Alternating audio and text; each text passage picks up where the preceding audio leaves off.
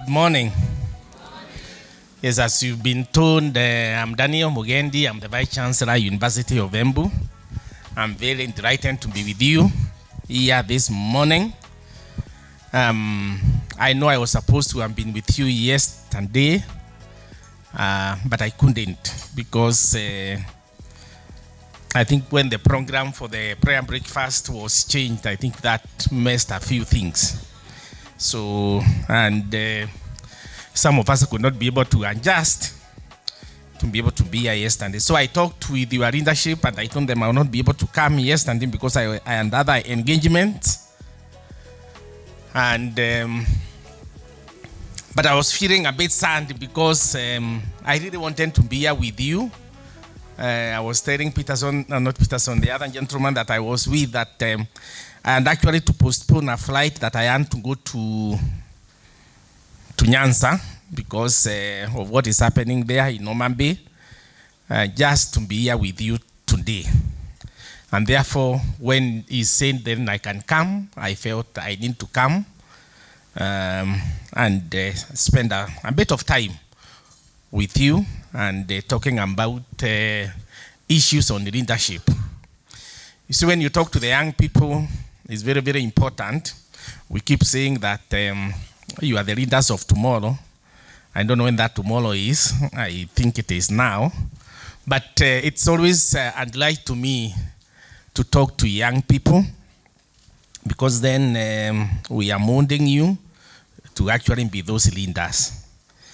And when I look back and I see many of the people that are currently in leadership that have passed through our hands, I'm very, very delighted.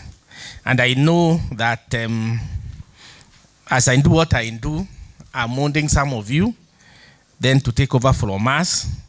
And again, that is delightful. So I want to talk to you today about a topic that was given to me, but I was told to share more about my experience, and that's what I have been doing.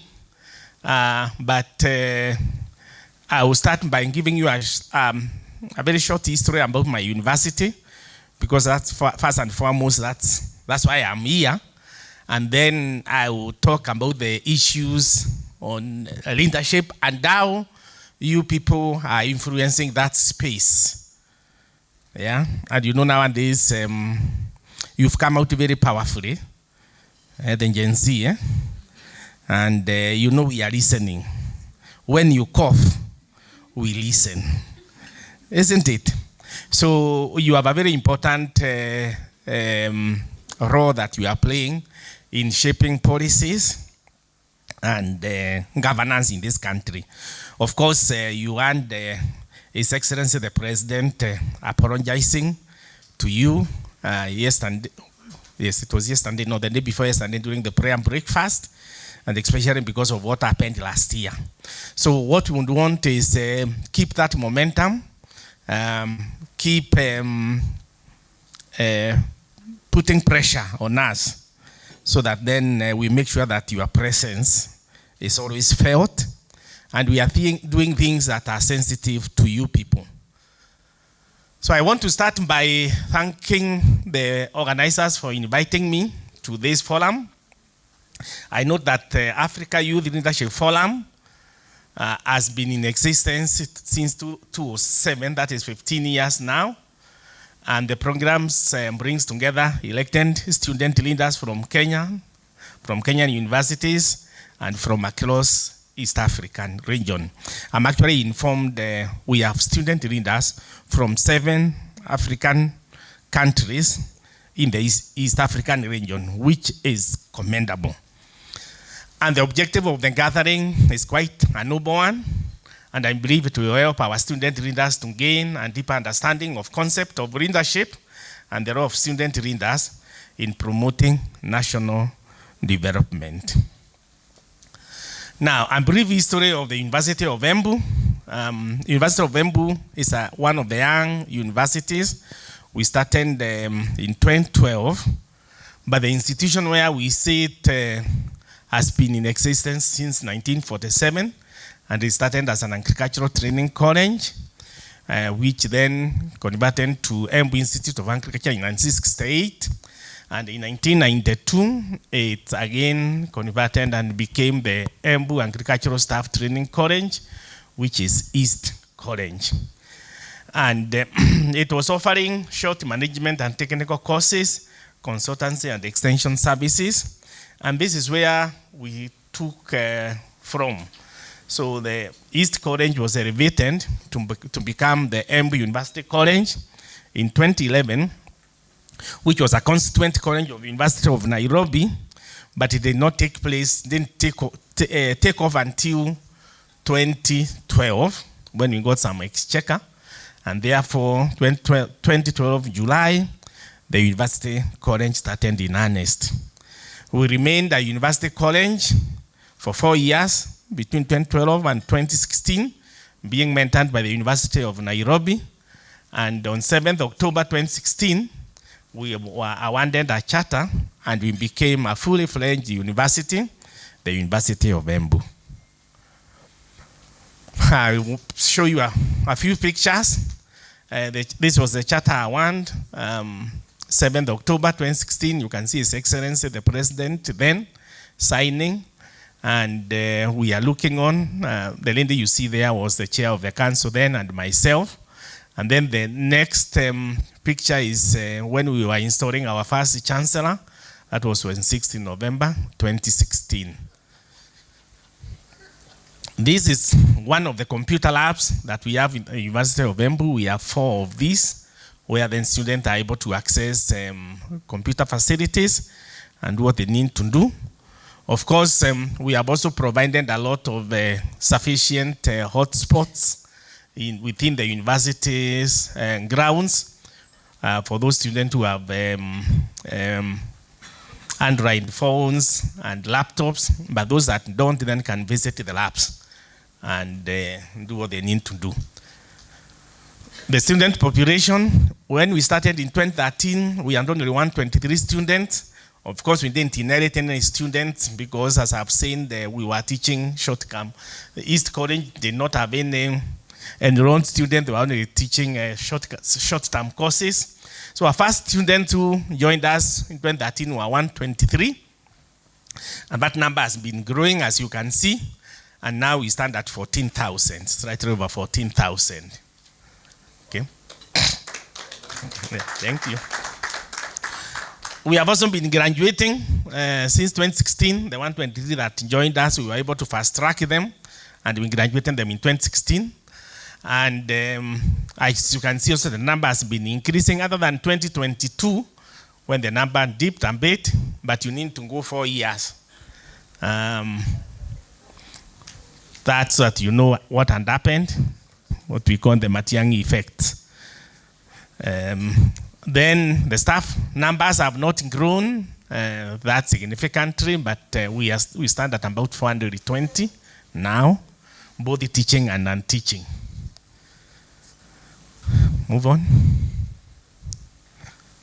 We have 6 schools: the School of Agriculture, School of Pure and Applied Sciences, School of Business and Economics, School of Education and Social Sciences, School of Nursing, School of Law. Now, this September, we are starting the School of Engineering and Technology. And yeah. And then we also have the TVET Institute, which is again offering a lot of TVET programs. In terms of performance contracting, and many of you understand this because we are a government entity. Of course, the government line ministries and departments all do this performance contracting. The parastatals of the state corporations, we are in this. Universities are state corporations. And we've been doing this since 2012, since we started. And as you can see, the first 2 years we were in the very good category. But from 2014, 2015, we have been in the excellent category. And up to now, we are in the excellent category. In 2019, 2020, the government released the results publicly, nationally, and we were the best performing state corporations out of the 380 or so state corporations. or corporations. In 2020-2021, we were the runners-up, but again, we were the best public university, and in all these categories, we've always been the best public university. So in 2020, 2021, 2022, 2022, again, we gained our position as the best performing state corporation in performance contracting. We were given that trophy that you see there. I'm still keeping it in my office because they have not released the results of 2022, 2023, and the 2023, 2024. Those results have not been publicly released, so we don't know who was the best. But the most important thing is we are still in the excellent category. I also want to say that we have participated in a number of other awards in the region. Quality management is key to us. And the first one is a quality competition that had been organized by KEPS.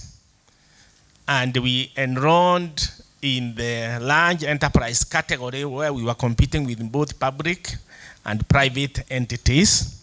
And in Kenya, we emerged the winner in that category. And on 12th November 2024, we awarded that certificate and the trophy by the CS in charge of industries, and then also the Kenya Bureau of Standards board. Then they put us to compete in the East African region, again the 8 countries in the East African region. And in that category, we emerged the winners. And that's 5th December 2024. If you look at that photograph, you can see me in the front line, second from left, holding the trophy. This we had to go to Uganda to collect. And the others were the winners in the other categories. Again, cutting across the 8 East African countries. There are some from Rwanda, Uganda, Tanzania, Ethiopia, South Sudan, Burundi, and others. So matters quality control, we are very, very, it's one of the issues that we take very, very seriously. And we treat our students really as our customers, and we ensure that we give them the best services. Let's move on.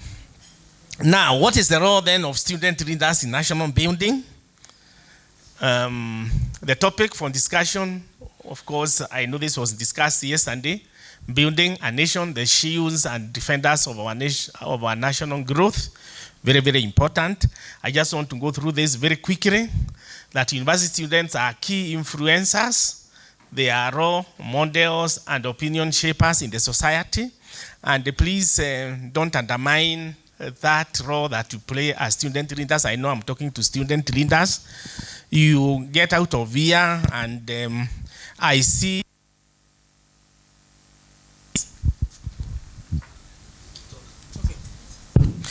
many of you taking very strategic positions in your countries as leaders, and you'll be able to be influencing what we do in our countries when we become leaders. And indeed, like now, I see many, like when I was in Kenyatta University and I was in DVC, there are many leaders that, student leaders that pass through our hands who are now key policy makers. I know one of you that is associated with you is Honorable Mr. Kagushia. Yeah, so he was our student leader then. Gladys Wanga, who is the governor, Omambi, yeah, was a leader, was our student leader then. And many others. Ndindi Nyoro was a leader when we are there. And many others. I can mention many. So what I'm trying to say is that you own a very key position. You are influencers, and you take that position that you own very seriously. You interact with the policy makers and national leaders at an early stage in life Therefore, you have a better understanding of governance structures and governance issues. Again, very important. Many of you end up taking up leadership roles in your communities and countries. Examples of such people I've mentioned a few, but others is our current CS, Interior CS and National Administration, Honorable Kipchumba Murkomen. I've mentioned the Omambi Governor, Honorable Gladys Wanga, Governor of Siaya, Honorable James Orengo, Embakasi MP, Honorable Babu Owino, the Vice Chancellor, Open University of Kenya, Professor Irinja Omwenga, and others who were leaders in the universities at their time. Even myself, I was a leader. You may not know that, but I'll be sharing that. I was also a student leader like you, and I played a very important role in starting drawing up the policy for Moi University. We were the pioneers for Moi University. So, do we have Moi University here? Yes. So we did the constitution that time we were calling it Muso. I don't know that it changed. It is still the same. So we are the people who drew the constitution. In the constitution, we had an interim committee, which I was the vice chair, or the vice president, as you'd like to call them. Then after the constitution, I now was elected to become the vice chair of that association. But I held two positions. I was the vice chair. I was also the director of finance. Yeah, because the student saying that I was also the chair, the pioneering chair of a Christian Union. So the student saying they don't feel safe if their money is not kept by me. And I did that for 2 years. So I want to say that, and you see then, because of that, I've also risen to become who I am, and I want to say that those beginnings were very, very important in shaping me to be a leader. So take these positions that you have very, very seriously. It's only it's a stepping stone to greater things to come in the future. And you remember these ones I'm telling you many years. So take it seriously. It's an opportunity you have, and use it. Utilize it to the maximum. In the future, you sit in parliament and in government to oversee sustainable development, social cohesion, and brighter future for our nation.